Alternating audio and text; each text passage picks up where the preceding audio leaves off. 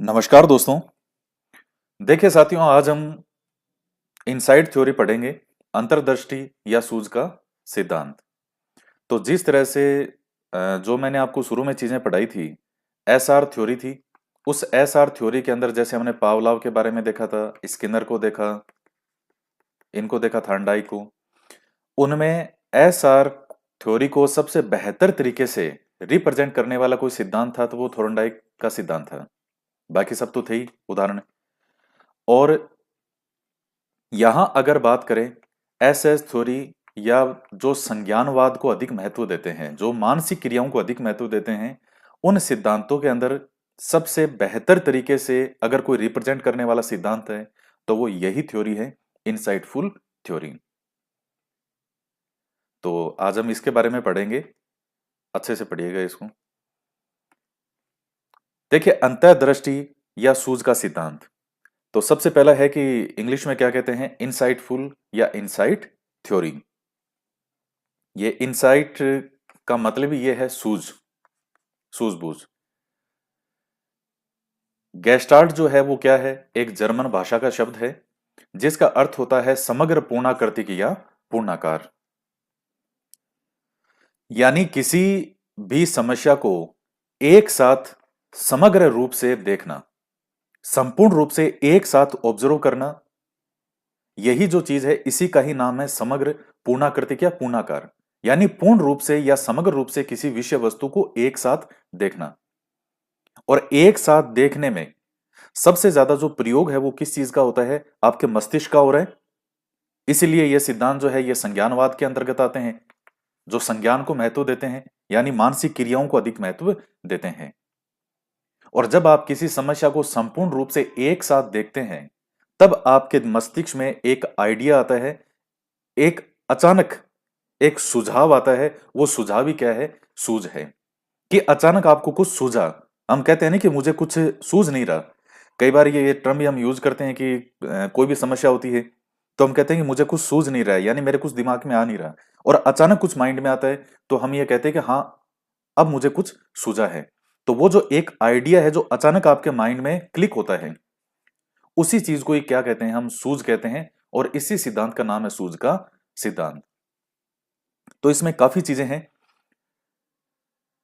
मैं थोड़ी देर आपको कुछ उदाहरणों के माध्यम से और कुछ इन चीजों से आपको एक बार ये समझाने की कोशिश करता हूं कि ये है क्या। हालांकि चर्चा हमने पहले भी इसके बारे में की थी, जो शुरू में कई सिद्धांत वगैरह आपको पढ़ाए थे, जिनके नाम, बेसिक चीजें हमने पढ़ी थी कि कौन कौन से सिद्धांत है साइकोलॉजी में। देखिए, जैसे मान लीजिए मैं ऑफलाइन मेरा बैच है और मैं क्लास में पढ़ाने के लिए गया। अब जब क्लास में पढ़ाने के लिए गया तो मान लीजिए ऑलरेडी 250 स्टूडेंट हैं क्लास में। और अचानक उस दिन कोई सेमिनार टाइप था कि उस बैच के अंदर ही कम से कम 70-80 स्टूडेंट और आए। और अचानक वो क्लास में आते हैं कि सर इनको भी बिठाइए साथ में।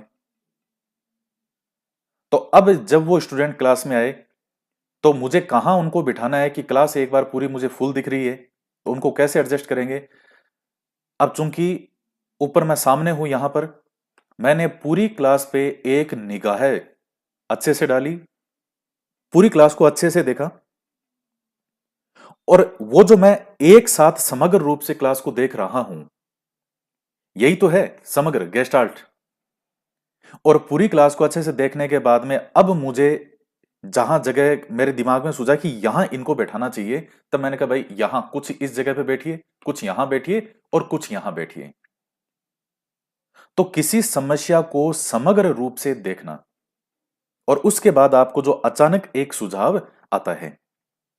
तो अब इसमें एक चीज ये भी आपने ये देखा है कि जो सूझ है, सूझ का मतलब है अचानक जो एक आइडिया, जब आप समस्या को समग्र रूप से ऑब्जर्व कर रहे थे तब आपके मस्तिष्क में जो एक आइडिया आया उस समस्या के समाधान के रूप में, तो वो क्या उस सूझ के लिए कोई अभ्यास की आवश्यकता होती है? नहीं। अचानक जो मेरे आइडिया है उसके लिए कोई अभ्यास की आवश्यकता नहीं है।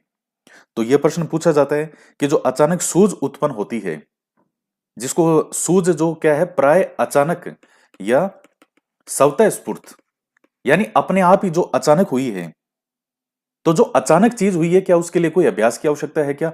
नहीं। हम नॉर्मली अधिगम के सिद्धांत में यह पढ़ते हैं कि अभ्यास से, बार बार अभ्यास करने से व्यक्ति उसको सीख जाता है। लेकिन यह जो अंतर्दृष्टि और सूझ का सिद्धांत है, यह कहता है कि कोई अभ्यास की आवश्यकता इसमें नहीं होती, यह तो अचानक ही होता है।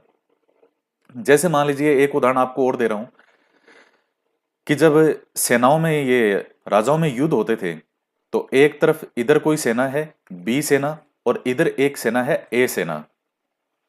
अब जब इन सेनाओं का जो नेतृत्व कर रहे हैं, नेतृत्व करने वाले किसी ऊंचे स्थान पर रहते थे। वो नहीं कि आगे, सबसे आगे जो खड़ा होगा वो नेतृत्व करेगा। एक सही मायने में जो नेतृत्व करता होता है, वो सबसे ऊंचे स्थान पर खड़ा होगा कि सबसे ऊंचा स्थान कौन सा है, और वहां से वो अपनी सेना को भी देखता है और सामने जो दुश्मन की सेना है उसको भी वो पूरा ऑब्जर्व करता है कि इसके कितने सैनिक किस किस स्थान पर खड़े हैं। जो दूसरी सेना का राजा है वो इसमें है या नहीं है, और अगर वो है तो वो कहां पर खड़ा है, वो क्या कर रहा है, वो यही तो कर रहा है। ये समग्र किसी समस्या को संपूर्ण रूप से एक साथ देखना, उसने अच्छे से ऑब्जर्व किया, और वो ऑब्जर्व करने के बाद में अब वो अपना डिसीजन लेता है, उसके जो दिमाग में सूझ आता है कि हाँ अब ऐसे करो, यहां से इधर इधर वाली जो सेना है इसको इस भेजो, इधर वाले को इस मोर्चे पर भेजो। तो वो जो समग्र रूप से देख रहा है, तो यही तो चीज है समग्र। तो अब इसमें कई चीजें आपकी आती है। एक आता है कि जो समग्रतावाद है वो पूर्ण से अंश की ओर है या अंश से पूर्ण की ओर है। तो हम इसका क्या करेंगे सही उत्तर, कि पूर्ण से अंश है या अंश से पूर्ण है। तो जब किसी समस्या को समग्र रूप से देखा जाता है पहले, तो यानी पहले हम किसकी बात कर रहे हैं, पूर्ण की बात कर रहे हैं। ये वर्ड लिखा है पूर्णाकार या पूर्णाकृतिक, ये यही मतलब है। पूर्ण रूप से पहले उस समस्या को हमने एक साथ देखा, और फिर हम उसे छोटे छोटे भागों में जो है जो विभाजन करके, या छोटे छोटे भागों में जो अलग अलग पार्ट हैं, फिर हम उसको कैच करते हैं। तो सबसे पहले उस समस्या को पूर्ण रूप से देखना। तो हम ये कह सकते हैं कि जो अंतर्दृष्टि या सूझ का सिद्धांत है वो क्या है, पूर्ण से अंश की ओर है, ना कि अंश से पूर्ण की ओर। तो गेस्टाल्टवादी जो है ये क्या कहते हैं कि कोई भी प्राणी जो है, ध्यान से सुनिएगा इसको, कोई भी प्राणी संपूर्ण परिस्थितियों को एक समग्र रूप में देखता है, एक साथ देखता है। और जब कोई समस्या उत्पन्न होती है, तब प्राणी उद्दीपक यानी स्टिमुलस को अनुक्रिया से संबंध करके नहीं सीखता है, वो संबंधित करके नहीं सीखता कि उद्दीपक को मैं अनुक्रिया से संबंधित करके सीखूं, बल्कि वो संपूर्ण परिस्थितियों को समझ करके और समस्या का समाधान किससे करता है, अपनी सूझबूझ से करता है, इनसाइट से करता है। और सूझबूझ का क्या मतलब हो गया, अगर साइकोलॉजी की भाषा में कहे तो किसी परिस्थिति में विभिन्न पक्षों के मध्य, विभिन्न पक्षों के मध्य संबंधों को देखने अथवा उनको समझने से है। तो ये होता है सूझ। तो गेस्टाल्ट जो है वो एक जर्मन भाषा का शब्द है, जिसका ये अर्थ होता है, इसके दूसरे नाम क्या क्या है, गेस्टाल्ट का सिद्धांत या पूर्ण कार्रवाई का सिद्धांत। मुख्य प्रतिपादक कौन कौन है, कोहलर, वर्दीमर और कोफका। इनके पूरे नाम भी अगर आप ध्यान में रखना चाहो तो रख लेना। वर्दीमर का पूरा नाम है मैक्स वर्दीमर। कोफका, कोफका का नाम है कुर्ट कोफका, कोफका। और कोहलर, तो कोहलर का पूरा नाम है वोल्फगैंग कोहलर। और इन तीनों में सबसे महत्वपूर्ण प्रतिपादक कौन है गेस्टाल्टवाद का, तो वो कोहलर है। और इसलिए कोहलर के मैंने राइट का चिन्ह लगा रखा है। हालांकि ये तीनों ही है, लेकिन अगर आपके, जैसे मान लीजिए, आप प्रश्न हजार तरीके से बन सकते हैं साइकोलॉजी में कि अंतर्दृष्टि या इनसाइट थ्योरी के मुख्य प्रतिपादक हैं। इस तरह का प्रश्न अगर आपसे पूछता है A B C D, A option में उसने दिया आपको कोहलर, बी में दिया वर्दीमर, सी में दिया कोफका, और डी में दिया कोई नहीं। अब ये नाम देखने में आपको सारे लग सकते हैं कि कोहलर भी है, वर्दीमर भी है और ये भी है कोफ्का, लेकिन वो पूछ एक रहा है, तो फिर वहां मुख्य प्रतिपादक में हम किसको करेंगे? कोहलर को करेंगे। और अगर वो ग्रुप बना बना के देता है कि इन तीनों का नाम एक साथ दे दिया, फिर तीन कोई और, फिर तीन कोई और, तो फिर ये तीनों सही होंगे। इसके बाद में हम बात करते हैं कि प्रयोग इन्होंने किस पे किया था। तो चिंपेजी सुल्तान पर। ये सुल्तान जो है दरअसल कौन है? ये है चिंपेजी। और मनुष्य के सबसे नजदीक जो प्राणी माना जाता है वो कौन माना जाता है? चिंपेजी माना जाता है सूझबूझ में। तो ये कैनरी द्वीप है, वहां पर इस चिंपेजी पर प्रयोग किए गए थे 1913 से 1918 पर, 1913 से 1918 के मध्य। ये एस आर थ्योरी जो है उसकी आलोचना करते हैं। और इन्होंने किस आधार पर आलोचना की थी? मुख्य रूप से कि आप सभी ने, यानी जो ये पहले के जो मनोवैज्ञानिक हैं, थारनडाइक वगैरह, पावलाव, ये कहा कि भाई आप सबने प्रयोग किस पे किए? जीव जंतुओं पे किए। और जीवों के अंदर भी किस पे? कोई बिल्ली पे प्रयोग कर रहा है, कोई चूहे पे प्रयोग कर रहा है, कोई कुत्ते पे प्रयोग कर रहा है, कोई कोई कबूतर पे प्रयोग कर रहा है। आप जो ये प्रयोग कर रहे हैं और इन प्रयोगों से आपने जो निष्कर्ष निकाले वो आपने किस पर लागू कर दिए? मनुष्य पर, मानव पर। क्या एक बिल्ली के अंदर जितनी बुद्धि होती है क्या उतनी बुद्धि मनुष्य में है? या मनुष्य और चूहे के अंदर क्या बुद्धि एक बराबर है? तो प्रयोग उस पे कीजिए जो मनुष्य के सबसे नजदीक हो। और मनुष्य के सबसे नजदीक के प्राणियों में बंदर होता है, और बंदर के अंदर भी सबसे ज्यादा इंटेलिजेंट जो होता है वो चिंपैंजी होता है। इतनी सूझबूझ होती है चिंपैंजी में। तो ये जो थारनडाइक के इन सिद्धांतों के सबकी ये आलोचना करते हैं इनकी, कि पहली बात तो है आपके प्रयोग ही गलत हैं। आपने प्रयोग जो किए हैं वो किन पे किए हैं? इन जीव जंतुओं पे किए हैं, और आपने उसको अप्लाई कर रहे हो मनुष्य पे।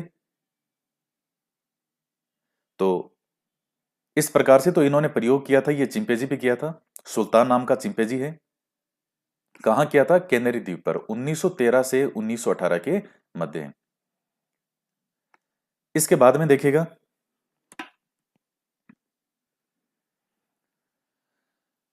अब बुक्स देख लेते हैं।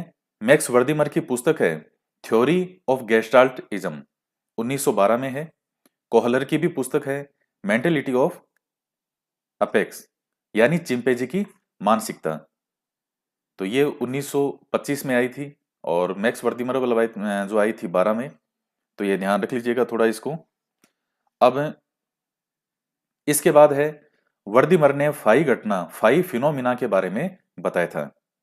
तो ये प्रश्न भी आपसे परीक्षा में पूछ सकता है कि फाई घटना, देखिए अब इसमें फाई घटना में क्या था, ये तो कभी भी आज तक किसी परीक्षा में नहीं पूछा गया।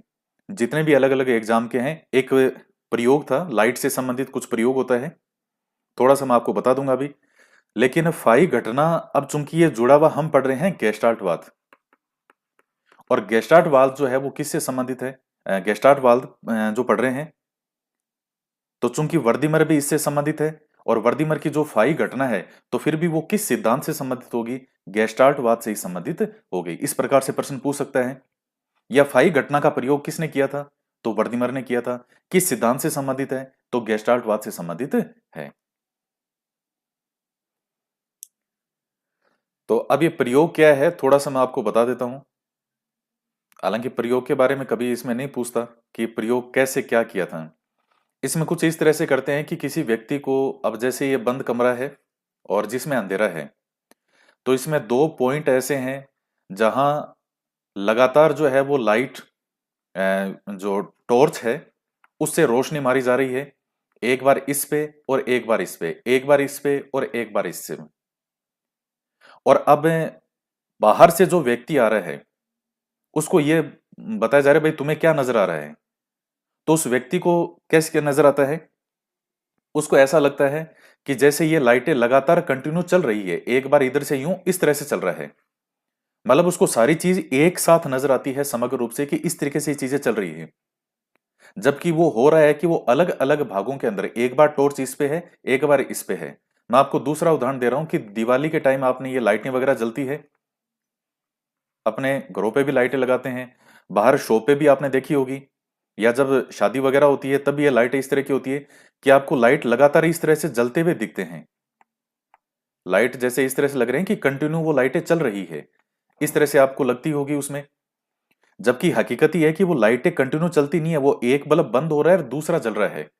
तो उसमें एक तारतम्यता आपको नजर आती है, जबकि हकीकत में है कि पहले जब हम बच्चे थे तो मुझे भी ये लगता था कि लाइटें ऐसे कंटिन्यू चल रही है आगे से आगे, ये देखो लाइटें गोल गोल घूम रही है। जबकि उसमें होता है कि पिछला बल्ब बंद हुआ, आगे वाला जला, फिर आगे वाला जला, फिर पीछे वाला बंद हुआ। इस तरीके से वो एक क्रम कंटिन्यू इस तरह से है कि हमें वो लगता है कि ओवरऑल पूरी तरीके से वो लाइटें चल रही हैं। तो इसी तरह का कुछ ये प्रयोग कह रहे थे कि व्यक्ति को समग्र रूप से चीजें एक साथ नजर आती है, या एक साथ उसको देखना चाहिए, उसके बाद उसको अंश की तरफ बढ़ना चाहिए। तो इस तरह का इनका एक प्रयोग था। प्रश्न तो देखिए आज तक हमेशा ये पूछा गया है कि फाई घटना किससे संबंधित है, तो गेस्टाल्ट वाद से संबंधित है। तो थोड़ा सा एक ये पॉइंट इतना सा इसको ध्यान में रख लेना। बाकी ज्यादा इस पे कोई इतना दिमाग लगाने की आवश्यकता नहीं है। बस ये इतना है कि फाई घटना किससे संबंधित है। सबसे महत्वपूर्ण है ये प्रयोग।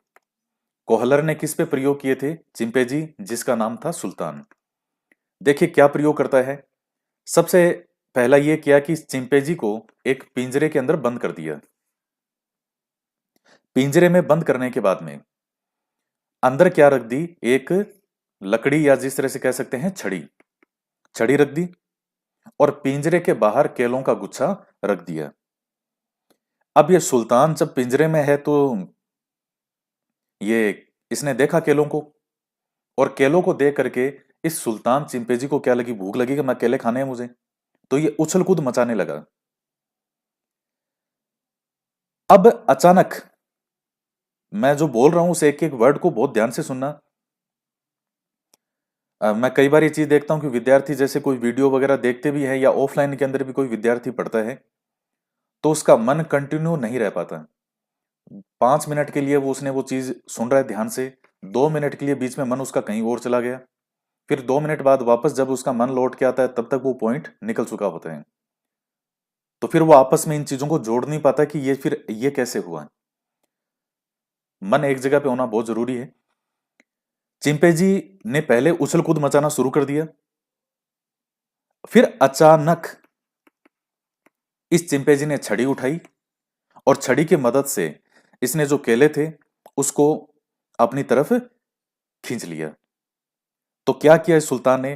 केले और छड़ी के बीच में संबंध स्थापित करने के लिए, केले और छड़ी के बीच में संबंध स्थापित करने के लिए किस चीज का सहारा लिया? सूझबूझ का। दूसरा प्रयोग देखिए। दूसरे प्रयोग में इस पिंजरे के अंदर दो छड़ी रखी गई, और वो छड़ी ऐसी थी कि उनको एक दूसरे से जोड़ा जा सकता था। पिंजरे के जो बाहर हैं वो केले हैं, और केलों को पहले से ज्यादा अधिक दूरी पर रखा गया। जैसे पहले वाले में केले यहां रखे होंगे, तो दूसरे में यहां रख दिए। अब सुल्तान ने क्या किया? पहले एक छड़ी से केलों को खींचने का प्रयास किया, लेकिन वो एक छड़ी उन केलों तक नहीं पहुंच पा रही। फिर अब क्या किया उसने? अचानक, फिर से मैं यहां कह रहा हूं अचानक, उसने दोनों छड़ियों को आपस में जोड़ा। वो जोड़ने में सफल हो गया, और इस जो ये बड़ी छड़ी थी जो एक बन गई, उसने इन केलों को पिंजरे के अंदर खींच लिया, और वो इसमें सफल रहा। ये दूसरा प्रयोग है। तीसरा जो प्रयोग है, इसमें क्या था कि केले जो हैं उनको पिंजरे की छत पर टांग दिया गया, और साथ ही पिंजरे में एक बॉक्स रख दिया। अब पहले सुल्तान ने उछल करके केलों को लेने का प्रयास किया कि मेरा हाथ इन तक पहुंच जाए, नहीं पहुंचा। फिर अचानक उसका ध्यान किस पे गया? बक्से पे गया, और उसने उस बॉक्स को केलों के नीचे रखा, वो उस बॉक्स के ऊपर चढ़ा, और वो केले प्राप्त करने में सफल हो गया। तो इस प्रकार अपनी सूझबूझ से सुल्तान जो है वो केले में और जो बॉक्स है इनमें आपस में संबंध स्थापित करने में सफल हो गया। अब आगे क्या है? तो इसका जो निष्कर्ष है वो क्या है? कोहलर ने अपने प्रयोगों के आधार पर यह निष्कर्ष निकाला कि अधिगम के अंदर जो संज्ञानात्मक कारक होते हैं, संज्ञान के अंदर क्या होता है? चिंतन, कल्पना, जितने भी मानसिक क्रियाएं हैं वो सब संज्ञान में आती है। तो संज्ञानात्मक कारक जो है इनकी महत्वपूर्ण भूमिका होती है। तो गेस्टाल्टवाद के अनुसार प्राणी संपूर्ण परिस्थितियों को एक समग्र रूप में देखता है। सूझबूझ या अंतर्दृष्टि से तात्पर्य किसी परिस्थिति में विभिन्न पक्षों के मध्य संबंधों को देखने अथवा समझ लेने से है। तो जैसा मैंने आपको बताया कि प्राणी संपूर्ण परिस्थितियों को एक समग्र रूप में देखता है। उसने जब वो सफल नहीं हुआ सुल्तान, तो उसने क्या किया? एक बार ध्यान से बाहर देखा, अंदर देखा, और उसके बाद किसी परिस्थिति में विभिन्न पक्षों के मध्य संबंधों को देखने अथवा समझ लेने से उसने संबंध स्थापित कर लिया। किसमें? केले में और बॉक्स में। पहले वाले उदाहरणों के अंदर केले में और जो क्या थी, छड़ी, उनमें समग्र रूप से देखा, फिर उनमें संबंध स्थापित किया कि मैं इस छड़ी की सहायता से मैं इन केलों को अपनी तरफ खींच सकता हूं। यही क्या है? इसी को ही हम कहते हैं गेस्टाल्टवाद। यानी हम यह भी कह सकते हैं कि गेस्टाल्टवादियों के अनुसार अधिगम जो है उसमें प्राणी कोई किसी विशिष्ट उद्दीपक के प्रति अनुक्रिया नहीं करके और संपूर्ण परिस्थिति के प्रति अनुक्रिया करता है। जैसा कि कहते हैं कि जो केला है, केले को देख कर जो उसने किया, वो सिर्फ केले को देख के नहीं, उसने संपूर्ण परिस्थितियों के प्रति अनुक्रिया की। उसने ये देखा कि मुझे छड़ी है तो छड़ी से मैं कैसे इन केलों को अपनी तरफ ला सकता हूं। बॉक्स है तो कैसे मैं इस बॉक्स पर चढ़ करके और मैं केलों को अपनी तरफ खींच सकता हूं। तो ये सिद्धांत है गेस्टाल्टवाद। इसके बाद में है सूझ, जो है प्राय अचानक अथवा स्वतः स्फूर्त ढंग से उत्पन्न होती है और इसके लिए कोई भी अभ्यास की आवश्यकता नहीं होती। तो इसके लिए अभ्यास की आवश्यकता, यहां साथ में लिख लेना इसको, कि अभ्यास की आवश्यकता नहीं होती क्योंकि वो चीज अचानक आई है। सीखने की प्रक्रिया किस पर निर्भर करती है? प्रत्यक्षीकरण पर निर्भर करती है। परसेप्शन, इसको इस तरह से भी वो एग्जाम में लिख सकता है कि परसेप्शन। देखिए प्रत्यक्षीकरण से मतलब यहां क्या है? प्रत्यक्षीकरण क्या है? प्रत्यक्षीकरण से मतलब उस समस्या को समझने से है। मतलब हमने हमारी इंद्रियों के द्वारा जो हमारी संवेदनाएं हैं, 5 संवेदनाएं हैं हमारी इंद्रियां, आंख, नाक, कान, जीभ और त्वचा। हमने हमारी संवेदनाओं के द्वारा, हमारी इंद्रियों के द्वारा उस समस्या का या उस विषय का हमने क्या किया? प्रत्यक्षण किया, यानी हमने उसको देखा। हाँ, पांचों इंद्रियों से मतलब है, देखने से मतलब केवल आंख से नहीं, हमारी पांचों इंद्रियों के द्वारा जिस इंद्रिय का जो प्रयोग हो सकता था उन उसके अनुसार हमने ऑब्जर्व किया उस विषय वस्तु को, उस समस्या को। और उस समस्या को ऑब्जर्व करने के बाद में अब हमने उसको जो समझने का प्रयास किया, जो मानसिक क्रिया अब हो रही है, इसी को ही यहां नाम दिया गया है प्रत्यक्षीकरण, यानी परसेप्शन मेकिंग।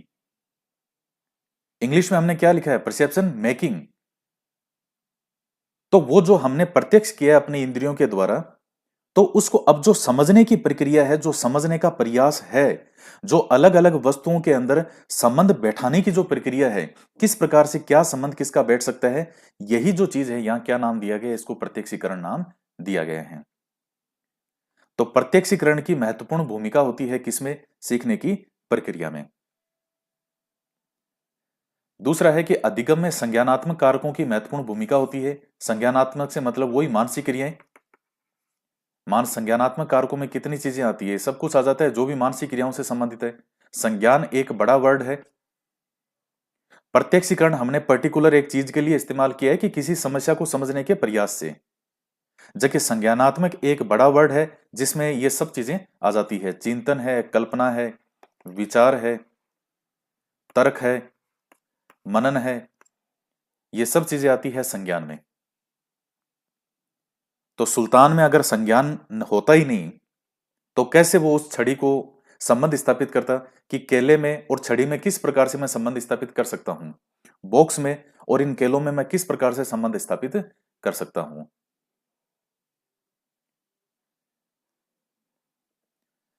इसके बाद है कि सूझ सदैव अचानक उत्पन्न होती है तथा अधिगम के फलस्वरूप सूज के फलस्वरूप ही होता है। अधिगम किसके फलस्वरूप होगा? सूज के फलस्वरूप। और इसी कारण अधिगम भी अचानक होने वाली प्रक्रिया है। ये मानने वाले हैं कौन? सिर्फ गेस्टाल्टवादी हैं। अब जो पहले हमने एसआर थ्योरी वाले देखे थे वो इसमें अब मत कर देना। सबके अपने अपने सिद्धांत हैं, आपको सबके सिद्धांतों के अकॉर्डिंग पढ़ना है कि किसने क्या कहा है, सबके अपने अपने प्रयोग हैं। तो इनके अनुसार जब ये कह रहे हैं कि सूज अचानक उत्पन्न होती है, इस अचानक उत्पन्न होने को ही आहा मूवमेंट कहा गया है, अभी आएगा आगे। तो अधिगम किसके फलस्वरूप होगा? सूज के फलस्वरूप। यानी उसको यह सूझा सुल्तान को कि मैं इस छड़ी का इन केलों से संबंध स्थापित कैसे कर सकता हूं, यह उसको सूझा। अब सूझ गया, इसके बाद में अब वो सीख गया कि हां मैं इस छड़ी से इन केलों को खींच सकता हूं। अब जब दोबारा भी आप उसके सामने केले रखेंगे और वही छड़ी रखेंगे तो वो इधर उधर उछल कूद नहीं मचाएगा। उसको पता है कि हाँ ये छड़ी है, मैंने पहले भी ऐसा किया है। वो सीख गया, उस छड़ी से सीधा वो केलों को अपनी तरफ खींच लेगा। तो ये अधिगम सूझ के फलस्वरूप ही होता है। और इसी कारण अधिगम भी कौन सी प्रक्रिया है? अचानक होने वाली प्रक्रिया है। ये मानने वाले कौन है? गेस्टाल्टवादी। इन्होंने अधिगम में अभ्यास के महत्व को स्वीकार नहीं किया, क्योंकि जब अधिगम एक अचानक होने वाली प्रक्रिया बन गई तो फिर अभ्यास कहां रहा? सारा खेल किसका है? इस सूझ का। और सूझ के फल स्वरूप ही क्या हो रहा है? अधिगम। तो अधिगम भी कैसी प्रक्रिया है? अचानक। तो ये तो मैथ की तरह निकाल दिया इन्होंने। और थार्नडाई के प्रयास और त्रुटि के सिद्धांत को अस्वीकार किया कि बार बार अभ्यास के द्वारा बिल्ली सीख जाती है, बारंबार। तो ये कहता है कि अभ्यास का कोई महत्व नहीं है अधिगम में। और जब अभ्यास का कोई महत्व नहीं, तो जो अभ्यास को मानने वाले थे तो सीधी सी बात है कि उनकी क्या करेंगे? ये आलोचना करेंगे।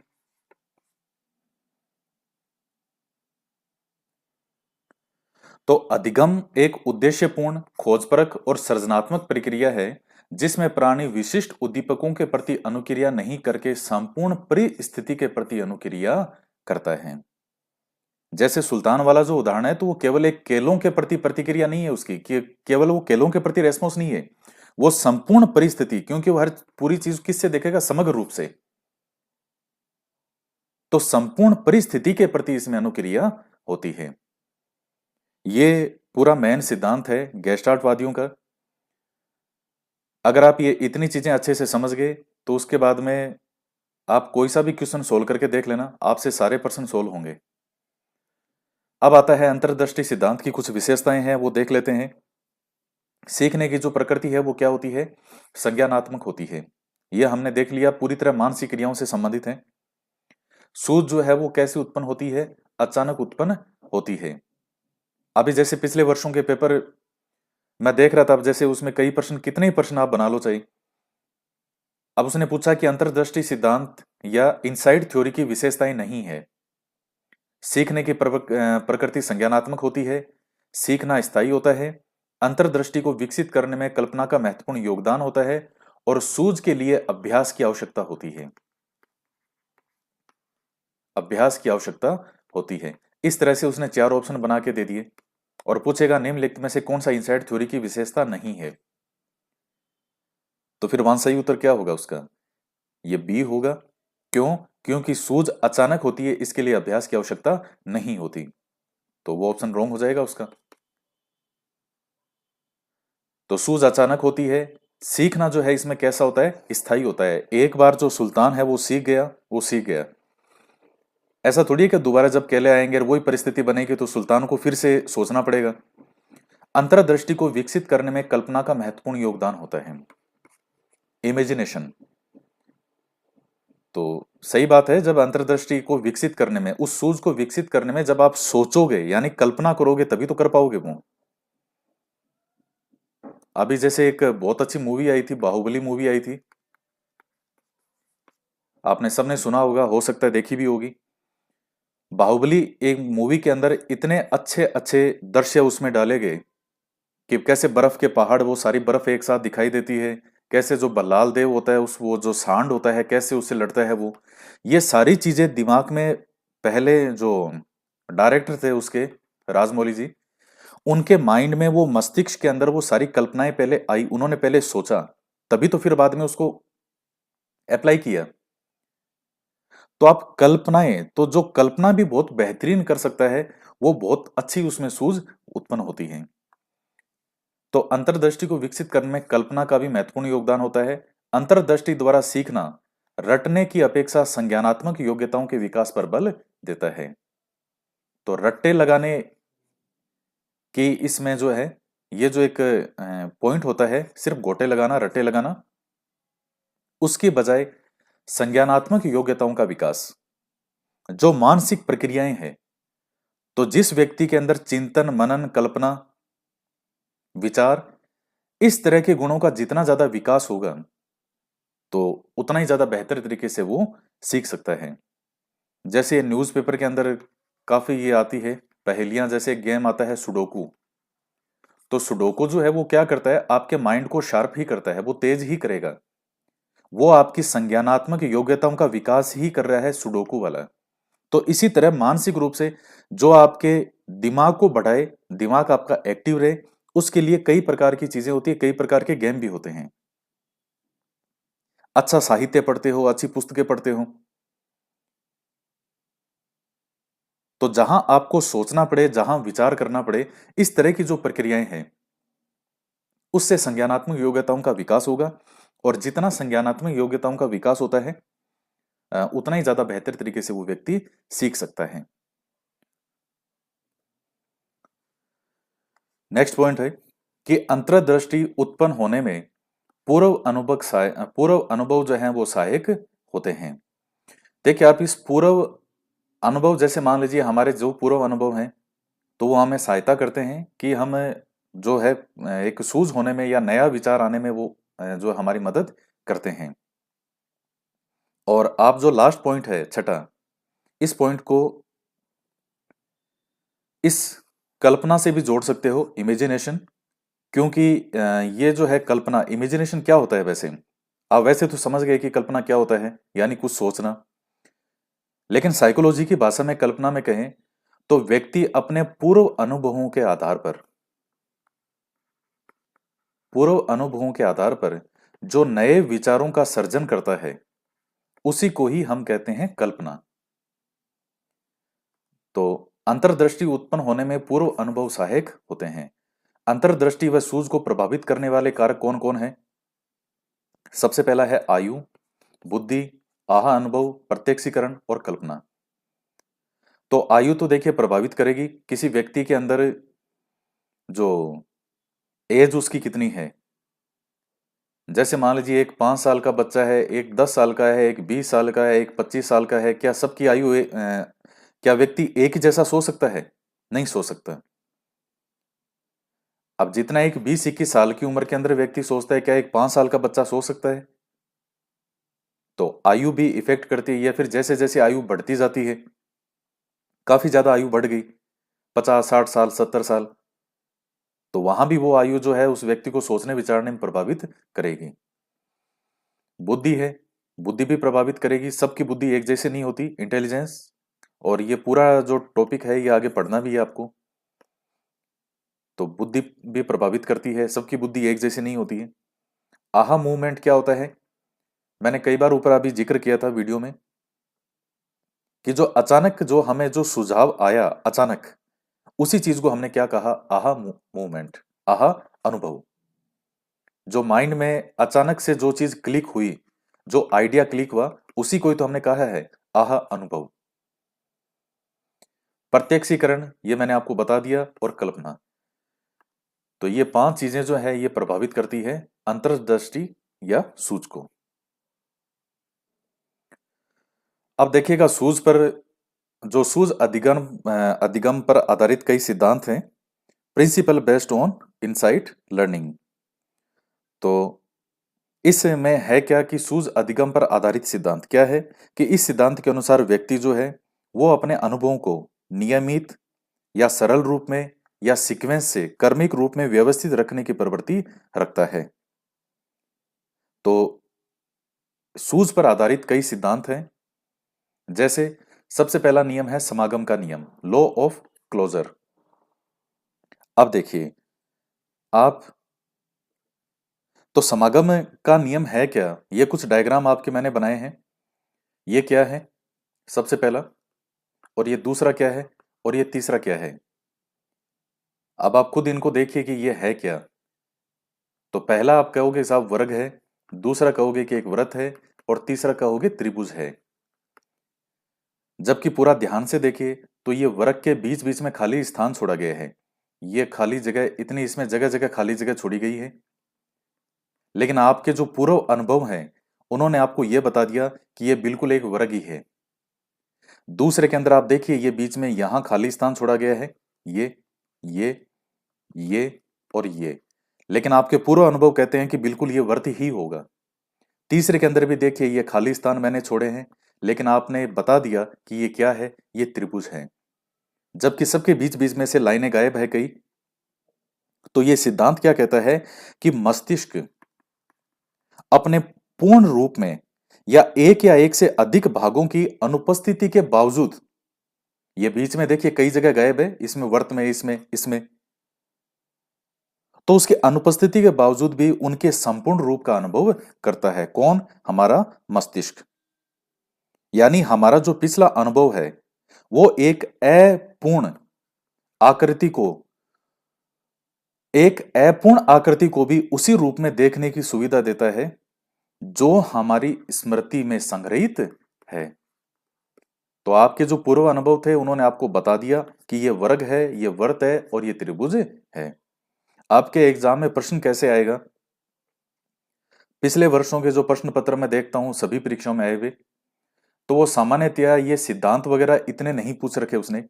और अगर कोई इक्के दुक्के में पूछ भी रखा है तो उसके अंदर वो आपसे नाम पूछता है कि कौन सा सूत्र पर आधारित सिद्धांत है।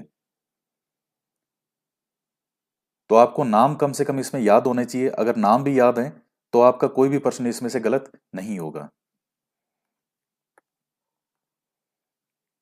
इसके बाद में दूसरा सिद्धांत है समानता का सिद्धांत, लॉ ऑफ सिमिलरिटी।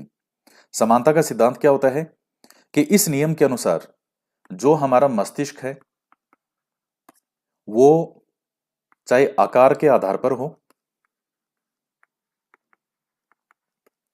चाहे रूप के आधार पर, और चाहे रंग के आधार पर, समान तत्वों को एक समूह में, एक समूह के रूप में व्यवस्थित करके समझता है। जैसे ये आपके सामने ये उदाहरण है, आप देख पा रहे हैं इसमें कि ये जो ऊपर वाले गोले हैं सभी, पहली पंक्ति वाले ये सभी खाली हैं। दूसरे वाले आप देख रहे हो कि सभी ब्लैक हैं। तीसरे वाले आप देख रहे हो कि फिर खाली हैं, और चौथे वाले आप देख रहे हो कि फिर ब्लैक हैं। तो यानी जो समान है उनको आपके मस्तिष्क ने व्यवस्थित अपने आप ही कर दिया कि ये खाली हैं सभी, तो ये एक समूह है, ये भरे हुए, ये खाली और ये भरे हुए।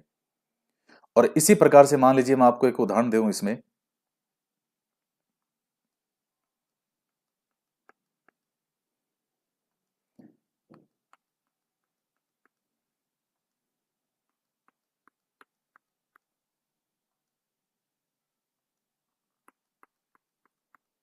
ये देखिए अब आपके मस्तिष्क ने एक साथ इनको समूह में व्यवस्थित कर दिया अपने आप ही, कि पहली जो पंक्ति है वो आपके माइंड में, इसको देखते ही आपके मस्तिष्क ने अपने आप व्यवस्थित कर दिया कि पहली पंक्ति रेड है, दूसरे वाली ब्लैक है, तीसरी के अंदर सभी गोले जो है वो ब्लू है, और चौथी के अंदर जो सभी गोले पिंक हैं। ये आपके माइंड ने अपने आप व्यवस्थित कर दिया। यानी किसने? आपके मस्तिष्क ने। यही है लॉ ऑफ सिमिलरिटी। यानी हमारा जो मस्तिष्क है वो समानता का नियम क्या कहता है कि हमारा मस्तिष्क आकार के आधार पर, रूप के आधार पर, रंग के आधार पर समान तत्वों को एक समूह के रूप में व्यवस्थित करके समझता है। तीसरा आता है समीपता का नियम, law of proximity. Law of proximity क्या है? वही हमारा मस्तिष्क, अब आप देख के समझ तो गए इसमें, क्या समझ गए? कि ये सब पास पास में है, ये सब पास पास में है, और ये सब पास पास में है, सब अपने अपने अलग से ग्रुप से बने हुए हैं। बस यही समीपता का नियम है।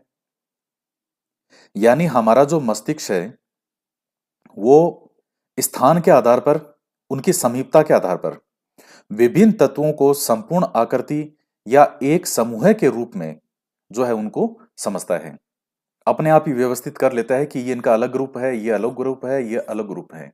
तो इसी को ही हमने क्या नाम दे दिया? समीपता का नियम।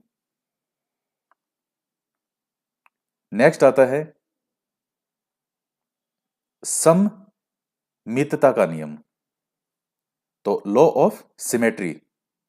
सममितता का क्या नियम होता है कि अब आप पहले इसको आप खुद देखिए, मैं बाद में बताऊंगा हमारा मस्तिष्क क्या कैसे क्या करता है। आप पहले ये बताइए कि ये आपको क्या नजर आया? जो फोर्थ है सममितता का नियम, लॉ ऑफ सिमेट्री। अब आपके दिमाग में हो गया क्लिक, आपको पता चल गया कि ये पहले वाला बॉक्स हमने इधर से बनाया और दूसरे वाला ये है। अब ये वाला जो बॉक्स है ये इसके पास में है, इस वाले के पास में, लेकिन फिर भी आप ये समझ गए कि ये अपना अलग है, ये अपना अलग है और ये अपना अलग है। जबकि पहले वाले के अंदर आप देखिएगा कि है दोनों पास में, ये पास पास में तो ये है दोनों, लेकिन फिर भी आप इसको देख के ये समझ गए कि ये जो बॉक्स हमने बनाया है ब्रैकेट ये है, इसका मतलब यहां ये और ये हैं और यहां ये और ये हैं। तो आपके मस्तिष्क ने अपने आप इनको समझ गया, आप व्यवस्थित कर दिया। अब मैं इसको इसकी भाषा में समझाता हूं कि ये सममितता का नियम क्या है। क्या है ये?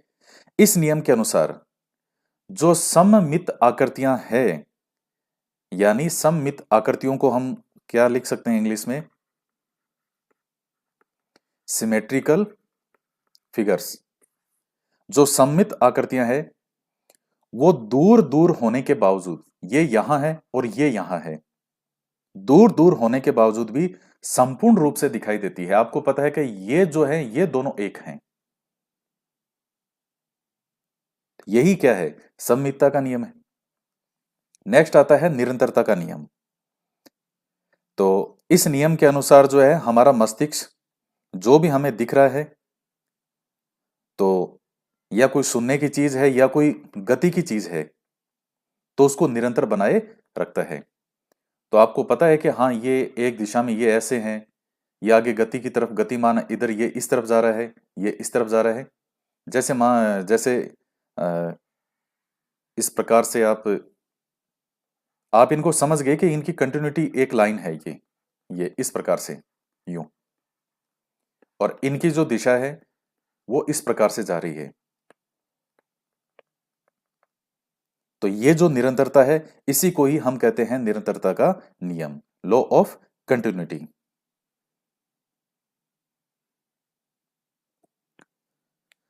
और छठा है सामान्य भाग्य या अथवा परिणाम का नियम, लॉ ऑफ कॉमन फेट। तो ये आपको एक दिशा में यहां दिखाई दे रहे हैं। तो इस नियम के अनुसार हमारा मस्तिष्क एक ही दिशा में घूमते हुए तत्वों को, जैसे ये जहाज एक दिशा की तरफ जा रहे हैं। देखिए पहले वाला जो था वो निरंतरता से संबंधित है कि वो एक प्रकार से निरंतरता आपको दिखाई देती है, और थोड़ा सा माइनर सा डिफरेंस है दोनों में। और ये जो है कि हमारा मस्तिष्क एक ही दिशा में घूमते हुए तत्वों को संपूर्ण रूप में अथवा एक इकाई के रूप में देखता है। तो ये जैसे आपको प्लेन दिखाई दे रहे हैं एक ही दिशा की तरफ गतिमान, तो ये जो चीज है ये इसका एक उदाहरण के रूप में आपको समझाया है। नेक्स्ट आता है शिक्षा के अंदर जो है इसके क्या उपयोग हैं, यूज इन एजुकेशन। तो यह सिद्धांत शिक्षण अधिगम प्रक्रिया में पूर्ण से अंश विधि के प्रयोग पर बल देता है। यह मैंने आपको शुरू में समझा दिया था। समग्रता, पहले हम समग्रता की ओर जाते हैं फिर आगे वो अंश की ओर जाएंगे। रटने की अपेक्षा किस पे बल देता है? समझने पे। यह सिद्धांत शिक्षण अधिगम प्रक्रिया में बालक की संज्ञानात्मक योग्यताओं के प्रत्यक्षीकरण, तर्क, चिंतन, कल्पना, समस्या समाधान को विकसित करने पे बल देता है। तो बच्चों से जो इस तरह के मानसिक क्रियाएं बच्चों से करवानी चाहिए जिसमें उसमें उनका प्रत्यक्षीकरण यानी वो जो अपनी संवेदनाओं के द्वारा जो विषय वस्तु को ग्रहण कर रहे हैं, उसको किस तरीके से एडजस्ट किया जा सके, उसको समझने का प्रयास। तो वो प्रत्यक्षीकरण, फिर तर्क, चिंतन, कल्पना, समस्या समाधान, तो इस तरह की चीजों को विकसित बच्चों में किया जाए। यह सिद्धांत खोज और अनुसंधान के आधार पर बालक को सिखाने पर बल देता है।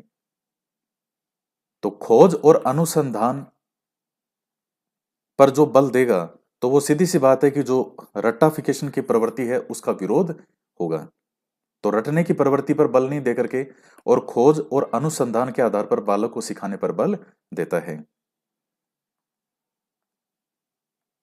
कि बालक ज्यादा से ज्यादा उस विषय से संबंधित जो है इधर उधर जितनी तरीके से वो सोच सकता है वो विचार करे।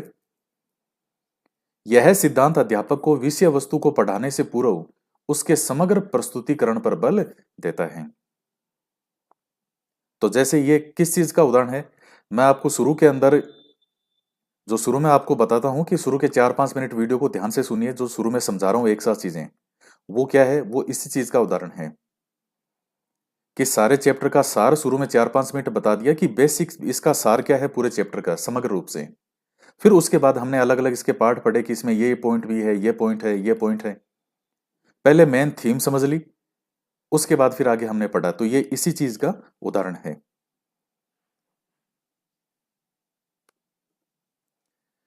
और ये वो डायग्राम है सुल्तान सिंपेजी वाला। ये बॉक्स है, फिर ये कैसे बॉक्स को एक के ऊपर एक रखता है, और फिर यहां से इस तरह से इसने केले उतार लिए। तो ये टॉपिक आपका कंप्लीट होता है इनसाइड थ्योरी वाला, और काफी महत्वपूर्ण है। तो आज के वीडियो में इतना ही। तो मिलते हैं नेक्स्ट क्लास में। जय हिंद, जय भारत।